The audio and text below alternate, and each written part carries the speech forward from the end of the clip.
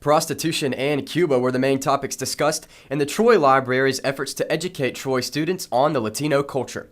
The idea came after the Troy Library received a grant from the American Library Association. 203 libraries got grants of $3,000 each to conduct programming relating to Latino American history. And so the name of the grant is Latino Americans 500 Years of History, and we've been having lectures and films on all three of the campuses, Montgomery, Troy, and Dothan, where we have libraries. The hope always is that it will encourage students when they see something about Cuba in the news, that they'll read it, that they'll engage with one another. I hope also students will think about traveling to Cuba and meeting the people themselves in a personal way. So that would be wonderful if the talk today inspires any of that. Dr. Tiffany Sipiel's plans for students go far beyond just this room.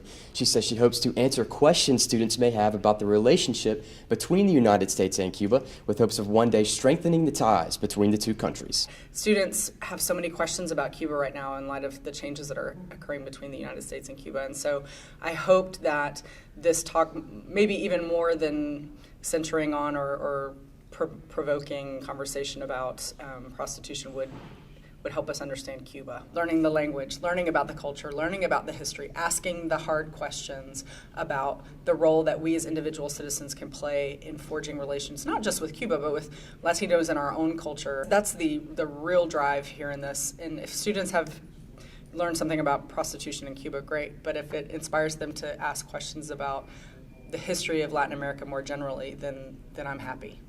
One Troy student shares his thoughts on the program and in what ways he felt it was speaking specifically to him. I think specifically whenever they're tied in with majors of students like myself, or majors and minors being Spanish minors, is really interesting and helps me understand why I'm a Spanish minor, and just more about the culture, and facilitates informal learning. So I thought it was really good. Ryan Renfro, Troy, TrojanVision News.